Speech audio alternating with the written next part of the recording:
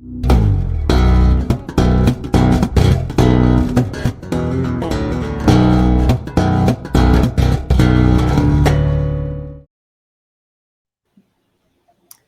everybody. Welcome to Welcome. show 502. You might not have guessed, but I am not Russell Frost. We look a lot Color alike, me I guess. surprised. Get that all the time. But it is I, Georgia McKenzie, and with the wonderful panel of Casey Green, Mark Coughlin, and Patrick. Welcome, Hello. Patrick. Hello. Patrick Cotter. All right, we have a lot of stories to cover, and we're going to bounce right into it. So let's go on ahead, and we are going to start with Mark over at the Tesla Oh. Life. Look at that. Going to start with my story. So this is a story, a cautionary tale. This is what this is about. This is about a woman that bought a EV and was excited about the EV movement. Looked into purchasing an EV about 2 years ago. Noticed that the prices were kind of high for what she could afford, so decided to look at the used market and found herself a Nissan Leaf that was used. And she would be able, with a small loan, be able to buy this. And she decided that it was good to do so. So she went ahead and pulled the trigger. Now, unfortunately, this article from the CBC goes through some of the perils and tribulations that she had. And it's basically because of planning that wasn't done. This woman was living in a condo that didn't look into, could she get a charger to plug in at her condo? Would that condo allow her to maybe run a cord from her unit to the car? Was that even possible? And how long would this car take to charge if it wasn't possible on maybe an L2? Or what was the charging structure like in the public, where she could take it to an L2, possibly at a parking lot or a garage, and have it charged overnight? Initially, as the article outlines, she indicated that the condo did not have the ability to have a plug-in there. They were not going to let her run a L1 out to the car, or it wasn't possible, one or the other. And then the other problem was that she was going to have to basically use public charging to charge that vehicle at night.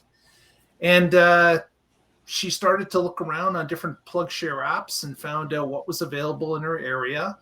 And again, it was about 2 years ago that she started this journey and discovered that there were a few L2s that were available. She could go to them and charge for a number of hours, 4 hours to get her car fully charged from what she had depleted during the day. But as EV started to gain more popularity, there was more competition for those L2s at night. And she started to discover that the L2 was being utilized all the time. The PlugShare app was not being updated, so she could not go to the location when she thought it was empty because the app said it was empty, but yet the person that was using the charger never bothered to flag the app that he was using it. So she started to run into these issues. And then she decided that charging at night just was not going to work for her because there's just too many people that were going to these same chargers. So she started to wake up earlier and earlier in the morning to try to get her car charged. So she was losing sleep over the situation just to get that charge in for the day. So it wasn't a good situation. She was not having a good experience 2 years into it. Her condo went through the process of possibly adding a charger, but the cost of putting a charger in quickly ballooned, and the condo voted it down. They were not going to put in one because of the costs of getting it up and running. And a number of people that were on the condo board voted against it because she was the only one that had an EV and was the only one at that time that was interested in getting a common EV charger to be used amongst the condo residences. So it's a sad tale but it's a cautionary tale for those of you out there that have some of the same problems or possibility of problems. It's that you need to do your homework. If you do not have an option of plugging the vehicle into your house or garage or driveway, Light post. that is a huge red flag that you need to address before you purchase a car. That is the number one thing that you need to know. Unless, of course, maybe you're buying a car like a Tesla that has a huge network. And again, even if you're buying a Tesla, you need to check what Tesla chargers are around you that could be possibly used to charge your car on a regular basis. So Absolutely. that is the number one issue that this woman did not take care of first. And it kind of led to a number of pitfalls that she discovered as time went along. It's not that she couldn't use an EV. It's just that she was having an issue charging it because of the before mentioned reasons. So just wanted to present this cautionary tale for those of you who haven't bought an EV yet and are considering it. Charging that vehicle overnight is probably your number one concern before you purchase the car. So again, cautionary tale. Don't want to scare people away, but I do want everyone to do their homework if they're going to get into an EV. It's something you should and must do in order for this to be successful for you. We understand the charging network's getting better, but in her case, there were more cars that were coming on the road as well that were using those chargers. So it became a problem of it wasn't available to her, even though there may be more plugs around, there are more cars around, and they really canceled each other out. Yeah, so this is something that I went through exactly like she did with when I was at the apartments. So I was looking for an apartment, and I found this one that had a nice parking garage, and they said that, oh yeah, we're putting in a charger sometime this year, and they never did over a year and a half. And went ahead and went through the whole process to get myself an assigned parking space next to a 110 outlet that they said I could use no problem. That part was true, you can use it no problem. However, my extension cable was the same one as they ended up decided they were going to renovate the place so they could sell it. And so my extension cable was the same one as what the construction workers on the parking garage were using. So I didn't feel right leaving my stuff out there because it might not be there when I wake up and come back. And so I ended up using exclusively supercharging for about a year and a half. And the only other time it would not supercharge was if we went to the grocery store, which had a free Volta charger. And it was a pain in the butt, but we did it. We were aware that this was something that could be a possibility, and I had the contingencies in place. Like, all right, there's a supercharger here within a 5-minute drive. There's another one at a 15-minute drive, another one in a 20-minute drive. And then there's these paid chargers and these free chargers. So I wasn't necessarily forgoing not charging at home, but I had backups upon backups because it's not like I could just pop down and borrow a jerry can full of Electropops. Yeah, this is a great cautionary tale. You really do have to have a plan. If you have a garage, it's a whole lot easier. It takes you 3 seconds to plug in when you get home, 3 seconds to unplug in the morning, and you're done. You don't have to worry about it. It charges overnight while you're asleep. Unlike if you have to actually drive somewhere, that takes time, and then wait for the charge, that takes time. And now it becomes a hassle. Find a way back while it does the thing. Right. And maybe you're lucky and you can schedule some work time on your laptop while you're waiting, or read a book or watch a Netflix or whatever. Maybe you can work something in where it's not such a hassle for you. But just being able to have it charge while you sleep is so much easier. Or one of the other things that is kind of nice is if you have charging at work. If you go into the office and it's there for 8 or 9 hours or whatever it is, and charges up while you're working, that's great too. And we have charging where I work, and we've had it since 2007, so a long time.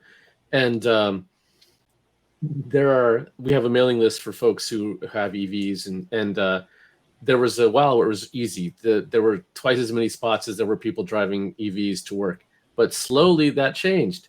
And then it got to people saying, hey, can somebody come move because I need to charge?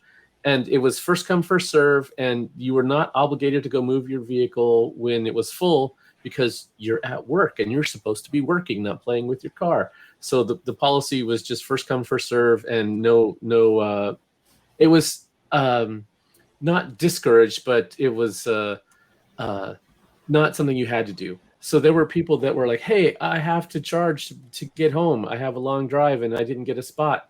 And it was just like, well, okay, that's poor planning on your part. And you're not obligated or entitled to one of those spots. And so for some folks, a plug-in hybrid is a better option because of the reasons we just talked about. You don't necessarily have the infrastructure you need at home or at work, or it's not available or whatever. And there are times when that's just the better option, which is why it's really too bad that the Chevy Volt no longer is being made, because for a lot of people, that's a great gateway drug, or one that allows you to, when you don't have reliable charging in your region, to still drive on electric when you can and gas when you have to. Yeah. The work charging is another good point. I did that with the second Chevy Volt. Actually, I did it with the first one too. For what I would do is during the week, I would charge at work, and then I would drive home because I was only a mile from work. And I guess I could have walked or bicycled, but the Southeast isn't built for bicycles. Yeah, some places are not. Right. So I would drive into work, I would charge up, and then over the weekend, if I had to go anywhere, I would then spool out a 110 lead from my front door under the door out to the car. Or if it was short enough, I would just let it sit wherever it was until it was time to go back to work. You know, I try to minimize the amount of combustion on that vehicle, and most of the time I would just charge at work.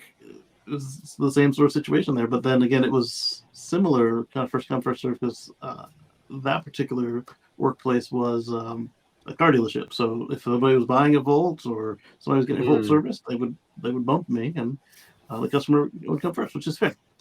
Yeah. And then at some point, somebody was complaining that, I don't get free gas like him when I come to work. And I don't know if it was the owner or one of the managers. Somebody flipped him a nickel and said, "Here, was that good enough for you?" It's kind of weird That's how funny. jealousy comes into play, because one of the other lessons, and this is not the first time we've heard about this involving the condo boards, although this is set in Canada, so the strata. People presuming that you asking for a charger to be built for your building is somehow just a benefit to you, and it's strictly about you, and there's like this, and because you have enough money to buy the expensive EV, because EVs are super duper expensive, right? And they're not. She bought a used car. And it's like, okay, one of the things, if you actually have to do this, take a lesson from her, because her advocacy did not go over the way how she would have hoped. Come prepared with an argument, and with an argument about why it's beneficial. Because one of the other aspects I remember from the last time we talked about condo boards and failure to install chargers is that they are now going to have to pay more, and it's now very much inconvenient for them to do it, and it's turned into a mess that they could have done earlier at a better price. So don't forget that when you have to advocate, because the people you have to live with, some people are opposed to EVs, some people just don't want to have an additional expense tacked onto them. Come prepared with an argument about the future, about the impact on the future, about the improvement to the property values as more people have EVs. And when somebody tries to sling out that you must be rich because you have an EV, point out, especially if this is one that you got with either used or you got the tax credits, and that's what made it affordable. Don't be afraid to bring that up. You don't have to impress anybody by making them think that you're rich. What do you care? What you want is you want to have the resource here in the building because, frankly, at the end of the day, them building this resource is a benefit to everyone in the building for the future. Right. Yeah. Especially The car if is you need cheaper to to power, run. you pay.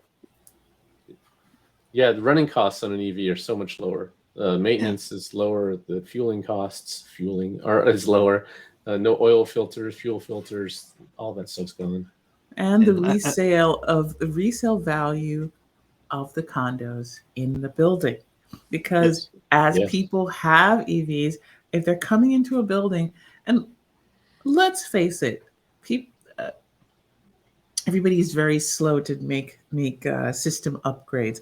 We can go to New York and you can literally find pipes that are over 150 years old, still needing to be replaced. It's not an uncommon problem. Everybody knows about Flint and clean water. One, Flint actually does have clean water. They've had that money and had the work done. But two, it is so not just Flint that has the clean water problem. Infrastructure replacement and repair is something that people don't want to pay for until it becomes a disaster. And that's always been a problem. And with the building, it's the same thing. So 9 times out of 10, you have a younger crowd of people that you want to get into the building. They do have EVs. They like EVs. And they're coming in and it's like, oh, we didn't want to spend the money for a charger. Oh, what else did you not upgrade and do? I'm not, I can pay about the same and maybe get a slightly smaller place, but in a newer building with all the amenities. Yep. You're behind the times.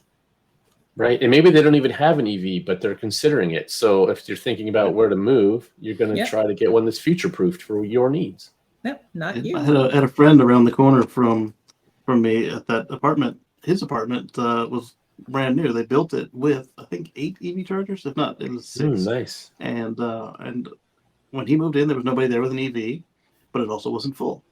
And before it got full, he had a neighbor with a Leaf that showed up, and another one with a Model 3, and then I think a Fiat 500e. And the spots were close to the building, but they weren't the closest spots to the entrance. So they weren't, the desirable spots for folks in Fossils. But eventually they had some folks show up with some pickup trucks and Jeeps, and they would just park in the spot. Even though it was further away, it's not like like when you park your new car at the grocery store, you park it far away. It wasn't that. These were malicious. And so basically, it was kind of like you had at work where they had like a list between the 3 people who could switch out their car to go charge at the spot that wasn't blocked by the jerks. And but again, that goes kind of back to what Georgia was saying. It was still kind of a condo type situation. It was more of an apartment, like you can go talk to the manager, but it had that condo feel where, like, if these people understood what it was doing, and that it was not, entitled, they were getting free fuel, but their free fuel was like my case with the guy who got flipped the nickel. Hey, here's how much it's costing me. Get out of my way. Yeah. Right. As the owner or manager, like, it's kind of the final say right there. And then these folks weren't spending that much on electricity, the free electricity, and I imagine it was probably a grant or something like that, because even when I showed up with my Model S, they would let me charge for free. So nice. Yeah, not that I was there long enough to get more than a nickel of electricity even there. Right. Yeah. It's not too bad. All right, then thank you very much, Mark, for that story. Something that we should all learn from and be advised, like, especially if we know people, because that's one thing we do sometimes get with people in the comments asking about EVs or cars. So knowing about this, knowing the big pitfalls to look for and the questions we need to ask before we buy is a very good thing. And with that, so I'm going to move on over to another story. And hey, look, it's from me. Funny that. I don't know how to throw it to myself because I'm already here. And I don't want to talk about myself in the third person because that's Hey, Georgia, do you have a story for us today? I do. All right. Hey, Let's hear it. wow.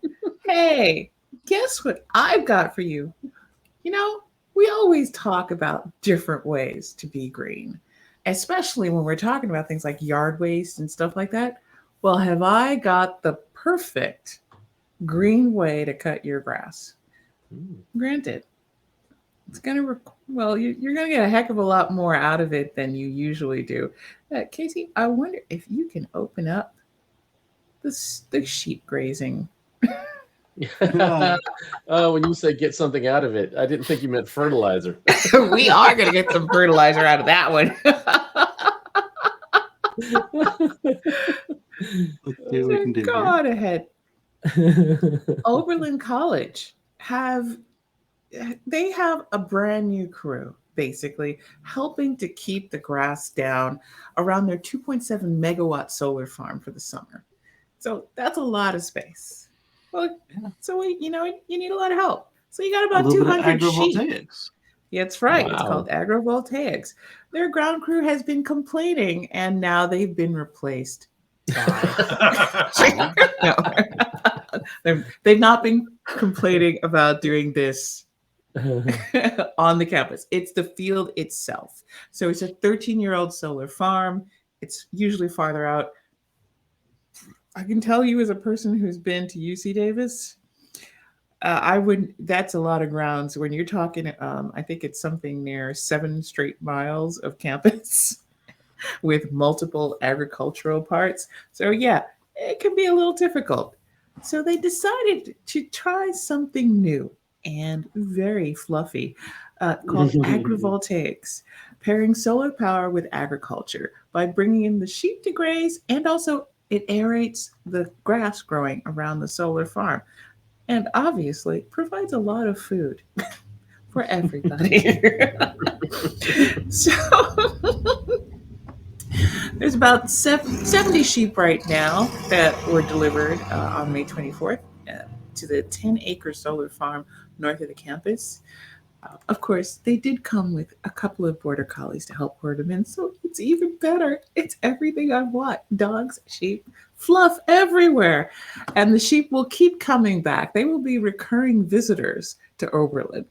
So the number is going to climb from that initial 70 up to around 200. And together, they are a beautiful pair. The solar panels provide shade and shelter for the sheep. The sheep trim the grass, and they eat for free, and they fertilize.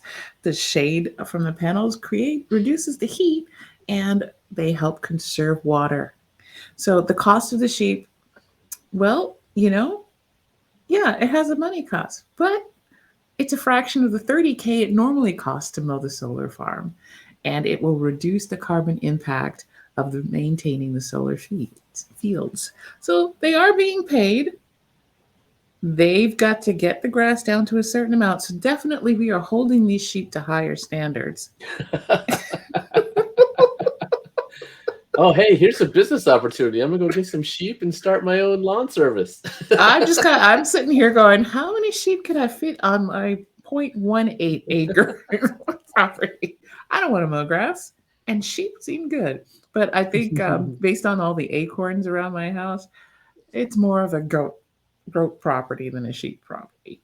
And but yeah, now we've talked about this before, about the ways that we can tie in photovoltaics and other sustainable methods to make sure that the land use is the best possible land use that we can do. And this is definitely a plan that works just like that.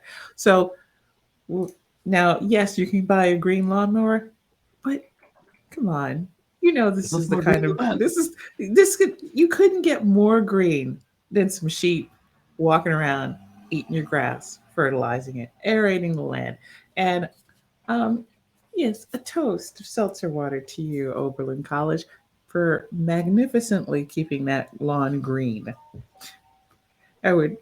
Any thoughts from Val? Besides Patrick's money-making opportunity, that business mind focused. Also, the cost that you're paying them, you maybe can collect some wool when they're done, or That's what I'm saying. or possibly lamb chops when you're completely done. Whoa! Oh, all right, we're all going to hell. 'Cause You just fleeced that story. Oh, man, here we go. Oh, Jesus, it's brutal. Oh man. See, now that the thing is, I think one of the things we do here in California is, yeah, we've actually used the sheep or the goats to do that. It's a helpful way to preserve fire breaks where you don't have to send crews out to some of these parts. You just put the sheep down there and they eat the grass and they keep it low. And that's a really cool thing. So shout out to all this green technology.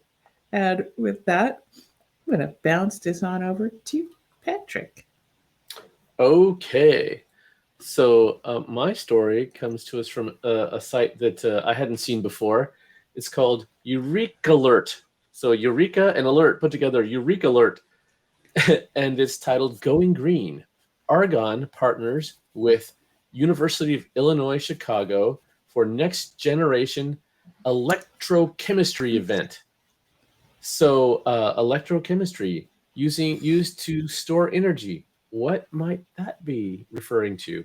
Batteries. So there's a lot of ways to store energy, and you can have a spinning wheel or pull a large weight up a mountain and have it roll down and store that kinetically potentially. So, but batteries are the key to helping the U.S. reach the zero carbon emission goal by 2050.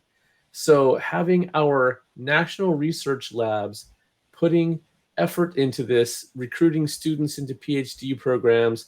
If we want to have battery manufacturing in the US, then having this research done here where we can improve our battery chemistries and actually make batteries that every time you get a battery that's a little bit better, it's going to be able to hold the same amount of energy in a smaller, lighter structure. So if you're putting that into a vehicle, then you get more range. Even if you have the same amount of storage, you're now it's in a less volumetric or gravimetric amount. So there's a couple of good quotes in here that I thought were pretty cool. So here is one of them. There's an incredible boom in areas like research on energy storage and building of batteries. Electrochemistry is becoming the linchpin in advancing those and other clean energy technologies, said Venkat Srinivasan from the U.S. Department of Energy, Argonne National Labs. So, yeah, I just thought this was cool. They've got 40 students that they're accepting into this. They're accepting papers. They're actually putting the U.S. Department of Energy labs behind something that can help make a future free from fossil fuels. There you go. What do you think? Nice. The more we can get on these type of programs, the better, because competition breeds innovation, and that is definitely what we need for mass storage. There's been so many different discussions about the better battery. Yes. I believe that there are better batteries, but the applications are different. So if you need storage for the grid, that may be a completely different battery than what we're putting in electric cars today. Right. They can be more bulky, but they can be safer because they have larger volumes. As Patrick has mentioned, they're on a larger scale. And there's been so many different innovations about salt batteries, about sand batteries, about silicon batteries. There's just so many different ones, but the research is key for the application. So we need to identify what we're trying to solve for, and teams can work on those particular requirements so that we can come up with something better. And again, over time, as we've seen in the lithium ion run recently, batteries will get better as time goes along because more and more work on it, research it, and come up with new ideas. We get about a 5% kick every year on better batteries, better chemistries, and the same can happen for grid storage. It's just that we have to start. And if the lithium battery has taught us anything, we need to get started on this now, because we are falling behind and have fallen behind on lithium. Let's get out in front of this for the new battery technology for grid storage so we can all benefit from it in our own backyard. Yes. There was a panel that I saw that one of the quotes from that was, we had EVs 100 years ago, and then they were killed off, and we started. So for 100 years, we've been improving the gasoline engine. The Model T got 25 miles per gallon, and the current vehicle average fleet is not a lot better than that. So we've been working on the wrong problem for 100 years. If we had put that into batteries 100 years ago, we might be in a much better spot today. Yeah, absolutely. Yeah, I mean, the investment in battery and improved battery technology, it cannot be stated enough how behind we are and how much we need that. It's much like the improvements to the grid that we're still working on. So it's good to hear and good to know that this is happening right now. Hey, Casey, there was one thing in here that I thought you'd appreciate. They're having a workshop at the event between June 5th and June 9th. And the title of the workshop is Electrify All the Things. Word for word. Yes. Yes. I'm going to charge. You should charge them. Well, they're not profiting off of it. No, there's not enough profit there. Well, for one more story, we're going back to me again. It's funny how that works. This is about something that's near and dear to everybody's heart. Well, or maybe not. Maybe it was only dear to me because I actually liked where I was going in this destination, even though I really never rode on a yellow school bus in my life except for trips. You're about to see way more electrical school buses. Here's why. This is coming from Car and Driver. So we're making strides, people. We're making huge strides in electrifying one thing, the school bus. And it's important that we do. So why is that happening? Well, federal funding, all that big legislation we passed. It's the money's finally hitting people's hands, and it's getting out there right now. They are everywhere. Last year, 2,400 electric school buses were ordered in the U.S., and that's according to the 2023 State of Sustainable Fleets report. It's not a huge percentage of our estimated 500,000 school buses, but between 2002 and 2026, the EPA will provide $5 billion for cleaner buses, including low-emission technologies. Well, we don't really want propane buses. We really want to do more with electrical stuff. And so what we had in the Advanced Clean Transportation Expo in Anaheim, California this week was a lot of buses to look at. We have battery-powered buses from Bluebird, BYD, and Lion Electric. The Green Power Motor Company brought their bus, the Nano Beast. And, I have to say,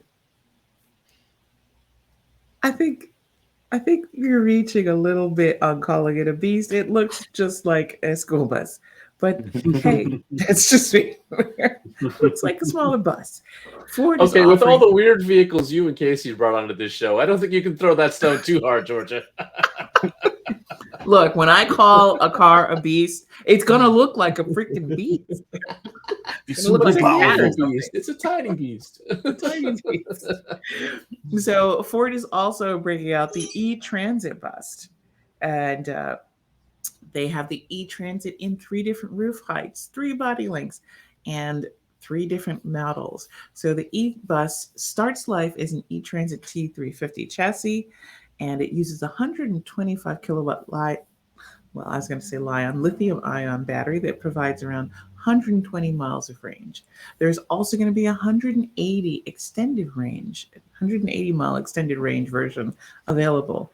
So since the average school bus only travels about 74 miles a day, the extended range option should cover everybody, especially in rural areas, including wintertime, because that's a big one. We have some dramatic weather here in the US, and it's good to have e-buses that are going to work for it. So there is the Finnish buses can carry about 12 seated passengers or 8 with 2 wheelchairs, and they include a number of features like that are standard for school buses: safety glass, dual note horn.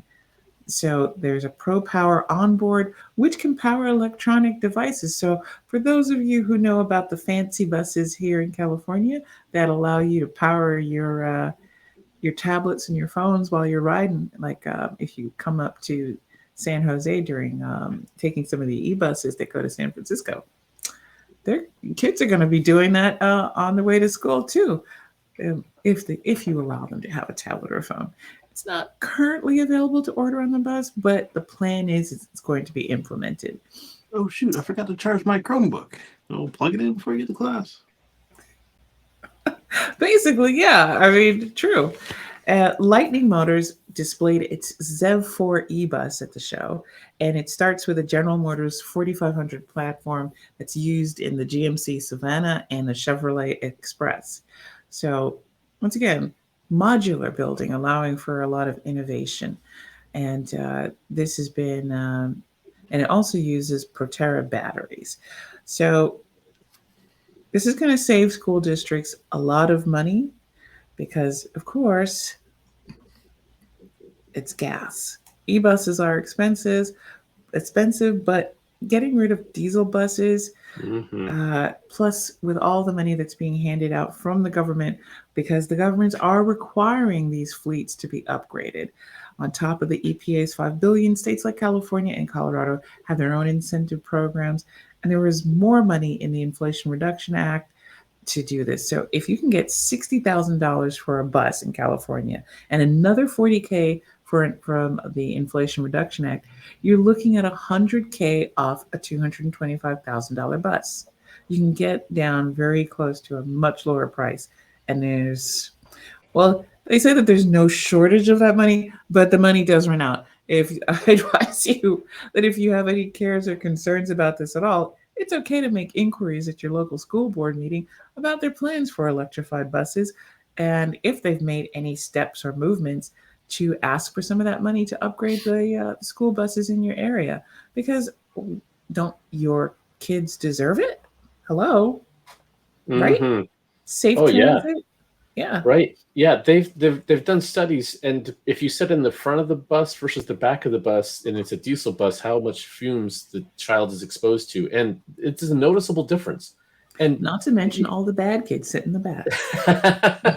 Maybe they weren't bad kids; they just got exposed to this stuff. No, they were bad kids, I'm sure. and on top of that, the exhaust port for a diesel bus when you're on the outside of the bus, not just when you're on the inside sucking up the fumes. On the outside, it's at kids' face height.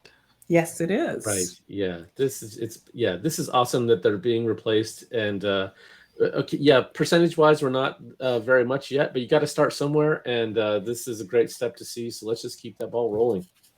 Yeah, I want to point out that the e-transit specs that you pointed out are much nicer than the other e-transit specs for just the bare van or the other variants that they offer as non-school buses.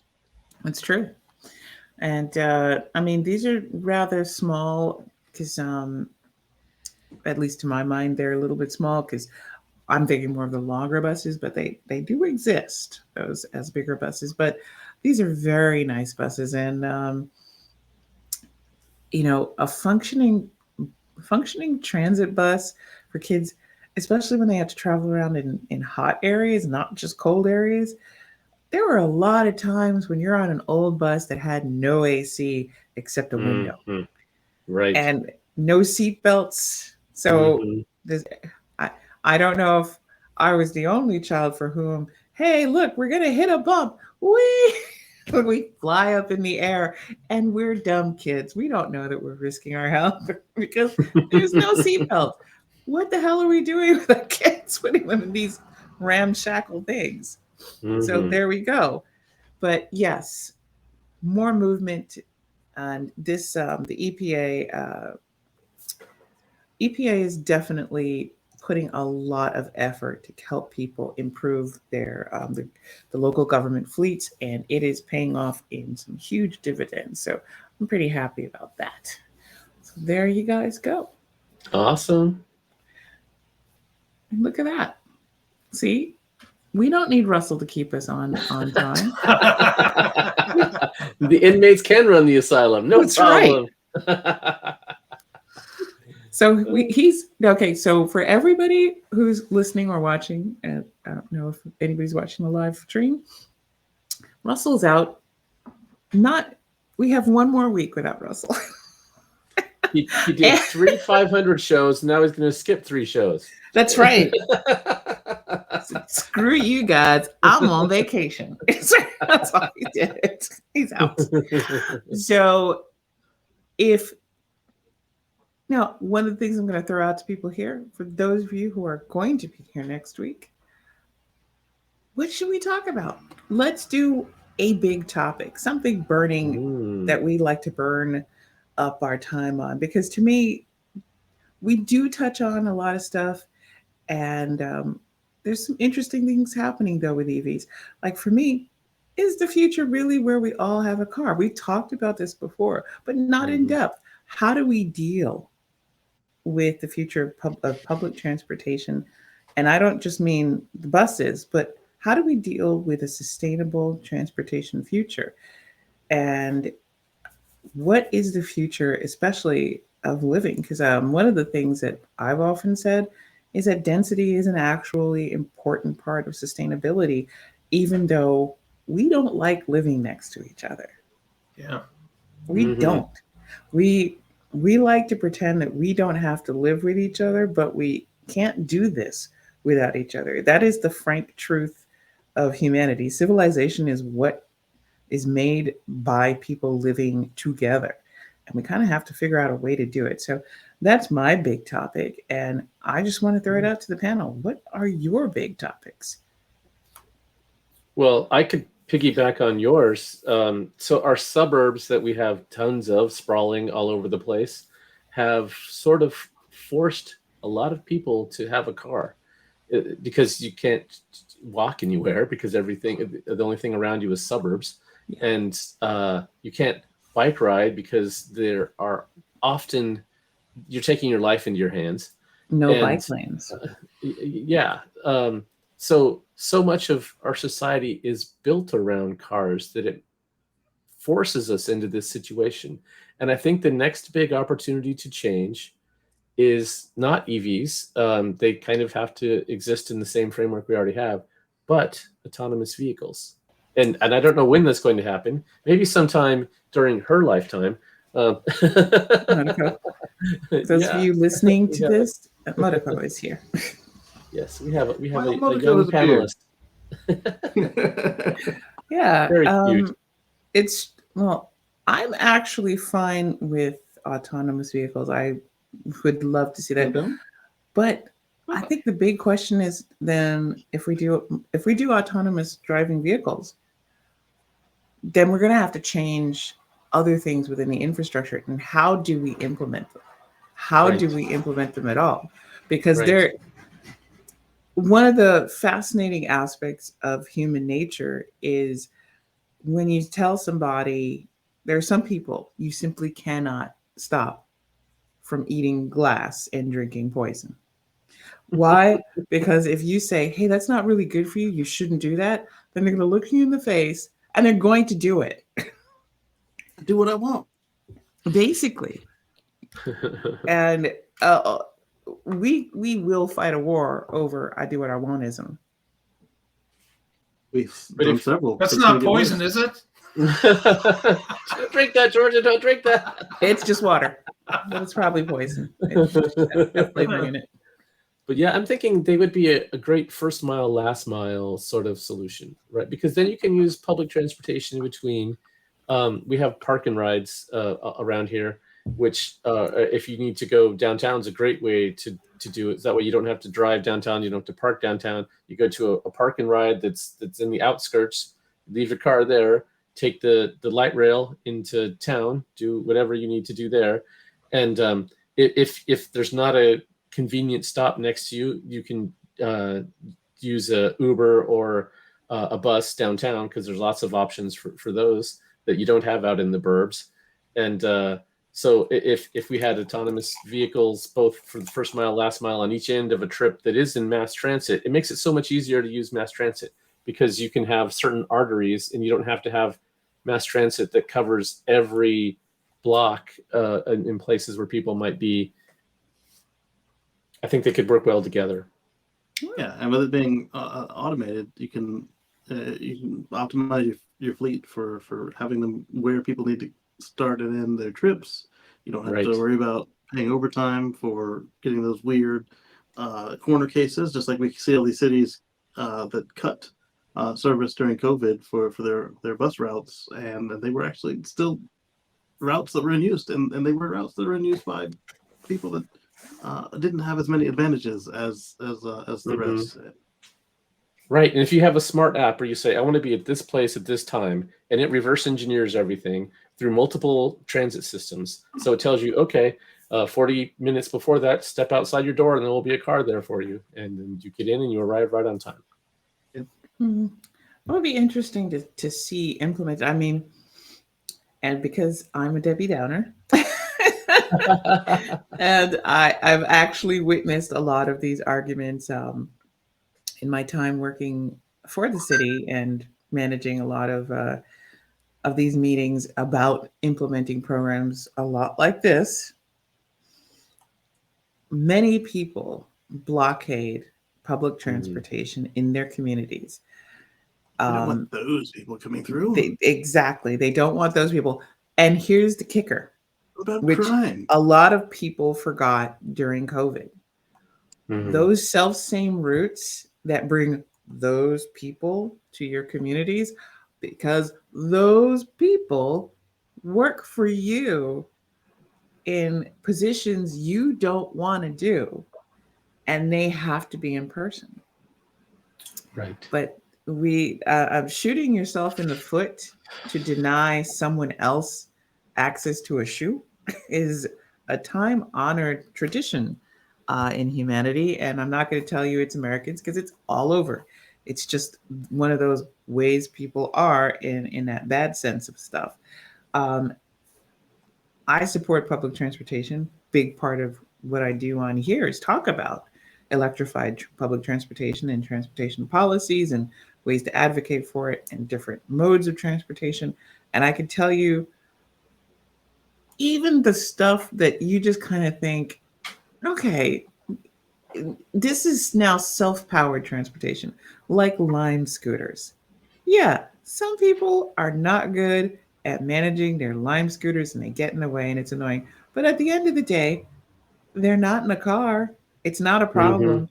And I know we had that story from France where they got rid of them because they didn't like having these scooters available to people. And it was doing fine. It wasn't that people weren't using them. It wasn't that it wasn't popular. The problem was that it was popular. And it just, they felt it just wasn't fitting their aesthetic, to sum it up in a limited way. So there is work to be done. That when we think about these things, these are the obstacles you kind of have to walk in with a plan on how to get to overcome before you can see that progress happen. So I think the issue we have with all of this is that the plan is so massive. Yeah. It involves everything from where people live to where they work to how we connect these city centers or suburbs to it. And it's such a massive problem when, as George has mentioned, we all kind of like to have our own space. We Yeah. like to say that even though it's better that we all live in a cube jungle, I don't want to live there. I want to live elsewhere. I want personal transportation to take me to and from work. I don't want to take the rail. Like, that's the problem, is that there's so many different people that have different ideas that it's like herding cats. You can't get them all to go to the right area because everybody wants to scatter in different ways. And that's where we are today. We have these freedoms. Many of us have these freedoms. Many of us don't have these freedoms. But the ones that have the freedoms, they don't want to give it up. Yeah.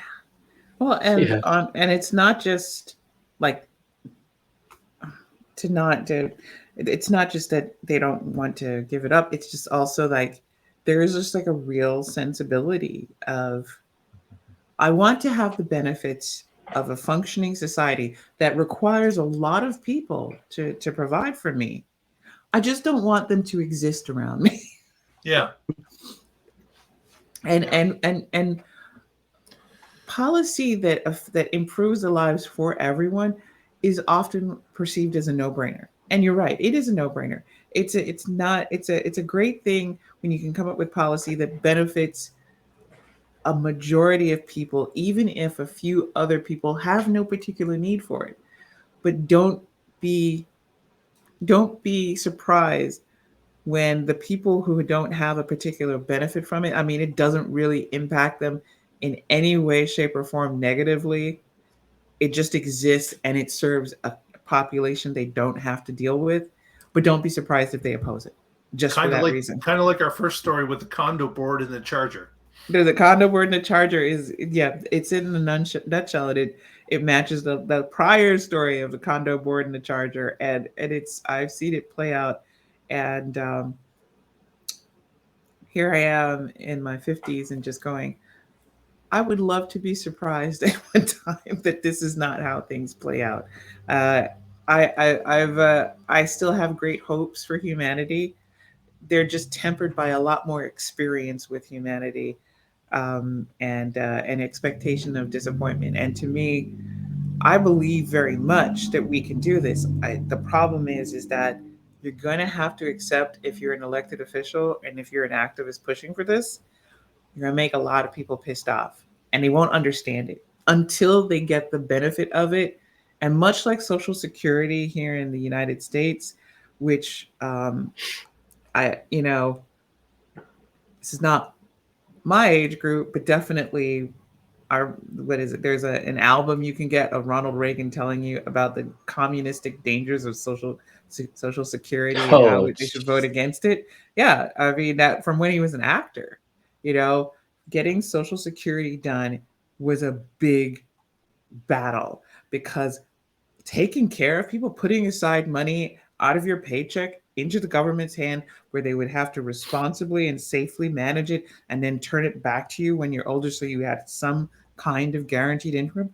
Communism, socialism, it's dangerous for America. It's anti-American. And it's just, and literally everything that we've ever done in the past 50 years that had a communal benefit, if it wasn't a prison, it was communism and bad for America. And then once it got established, it becomes so integral and so much of a norm that people cannot fathom that it can go away. Well, depending on how you vote, don't be so sure.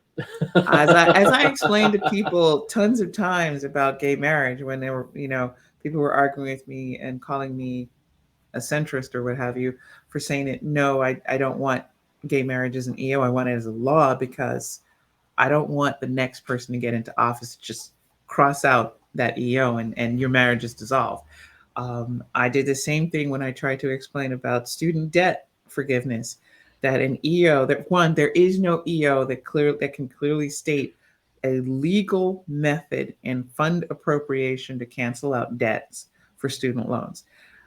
There is ways that they've managed to find it based on rules and an application of programs, but there is no EO that does that.